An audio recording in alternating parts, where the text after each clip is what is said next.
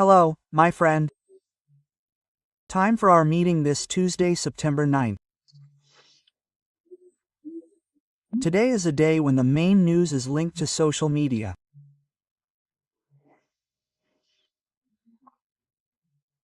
There was an uprising in Nepal because of social media, and I'm outraged here because of people using my name and image.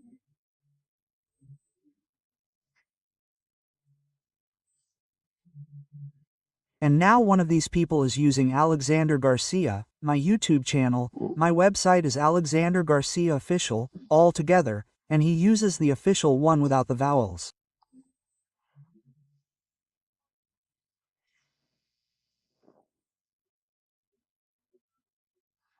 And now the worst part is that he's selling stickers using my name, my image, my photo, without any authorization, of course. He's acting like a kind of prosecutor of my work, right? Put it in a small way. It's Alexandre Garcia's fan club. What do you mean? Well, I spoke to a lot of people who were following this person and who told me they were sure they were following me. Relatives, friends, neighbors were being deceived by this person. This is dishonest, obviously, right? I'm reporting this and, if possible, taking legal action to ensure that everything he earned, using my name and photo, is donated to 4 daycare centers I support here in Brasilia, okay?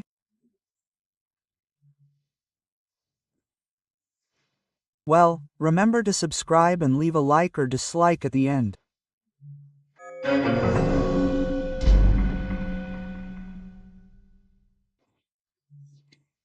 Well, today's big topic concerns, yes, social media.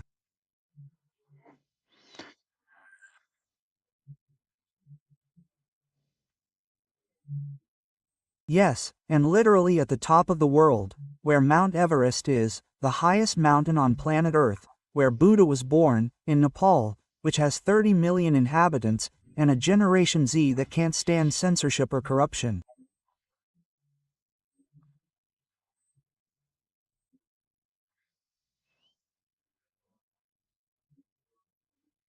Generation Z are the young people born in the digital age, in the era when the digital world amplified the voice of all those who hold power in democratic countries.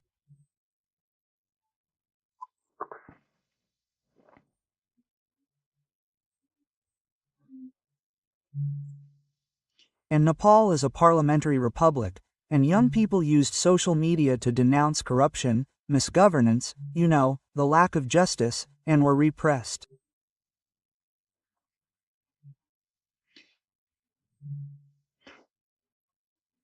And at the same time, the government blocked more than 20 platforms, including the well-known ones, X, WhatsApp, Facebook, Instagram, and YouTube. Then the young people rose up. Do you know what they did yesterday? They burned down the head of government's residence, the parliament, the Supreme Court, right? They persecuted the politicians who were indifferent to all this, just minding their own business selfishly. The young people demonstrated what a popular uprising in search of freedoms is. The Prime Minister's wife even burned to death inside the official residence. Of course, the Prime Minister resigned. Of course, the Prime Minister is from the Marxist Communist Party, right? Which is a party that doesn't support freedoms. Nepal shouted from the rooftops for the whole world to hear.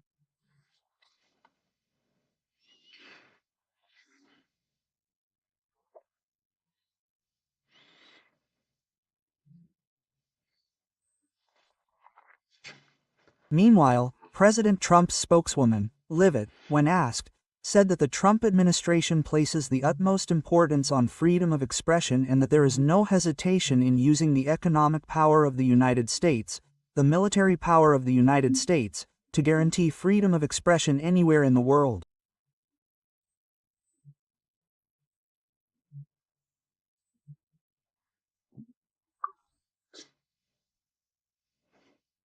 It's another message from the White House.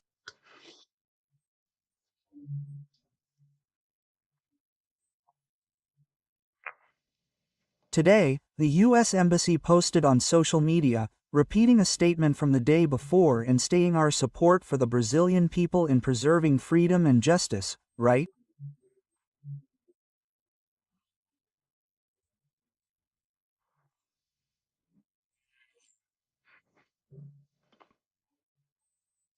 Well, and then he sent a message to Minister Alexandre de Moraes and the individuals, he called them individuals, whose abuses of authority have undermined these fundamental freedoms.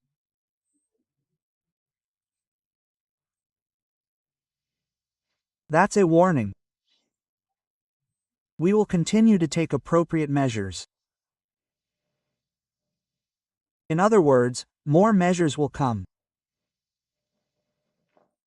Well, and then there was the continuation of Bolsonaro's trial, right? A group of 7, all predictable, right? You, of course, know that. I've already said here, it's not worth following. We already know the result. Moraes obviously voted for conviction, right? Arguing, at least the official agency emphasizes this, that there is no doubt about the coup attempt. Bolsonaro was the leader. There is no doubt, no proof, right? Something like that requires no doubt, there must be proof. Well, he was the leader, because he exists, because he awakened the Brazilian right wing, which was asleep and deceived, right?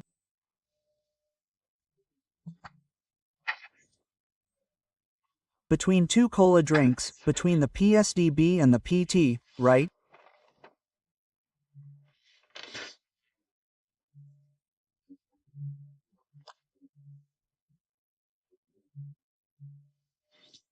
Well, Dino said that those who committed this attempted coup cannot be pardoned, because the Supreme Court had already declared that a coup, right, or that such an act is not subject to pardon or amnesty.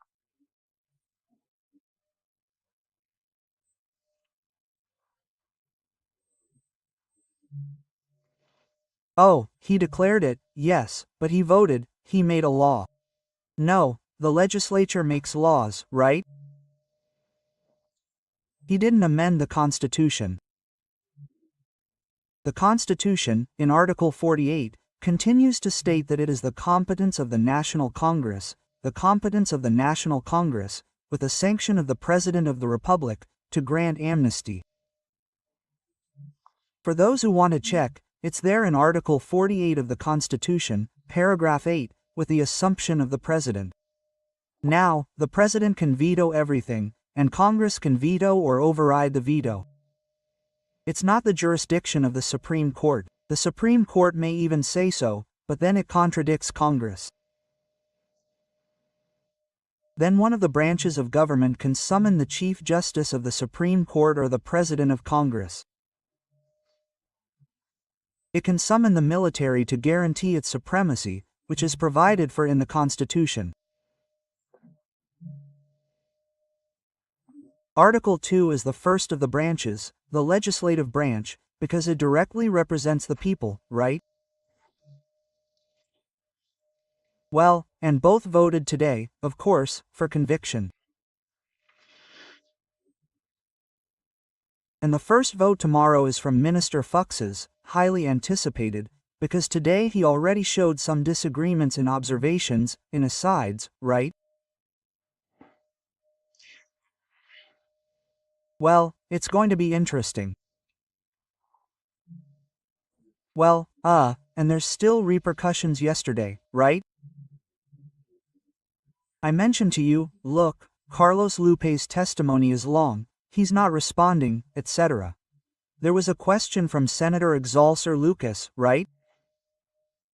And I've known Senator Isolchi for 40 years. If he asked that, it's because he knows it.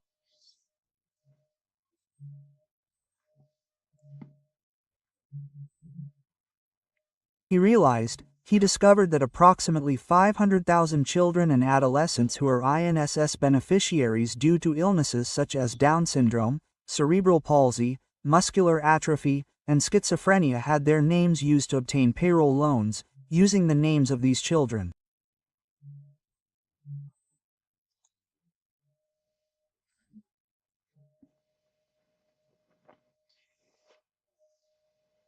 And Minister Carlos Lupe said he didn't know about this, folks. It's much bigger than anyone imagined. It's gigantic, it's Amazonian. Besides using elderly people, it used sick children.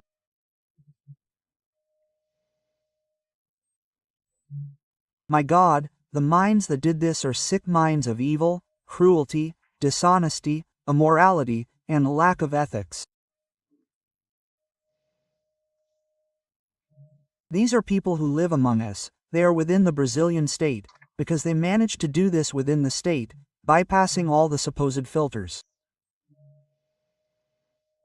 No, it's very serious. Very serious.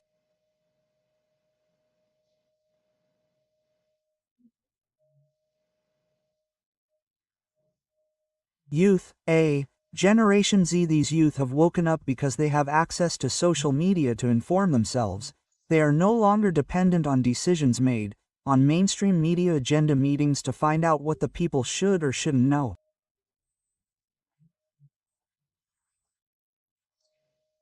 This is already broken. That's why they want to do what Nepal did, right? And cancel social media, which is bad for authoritarianism and absolutism, but is very good for democracy. From Brasilia, Alexandre Garcia.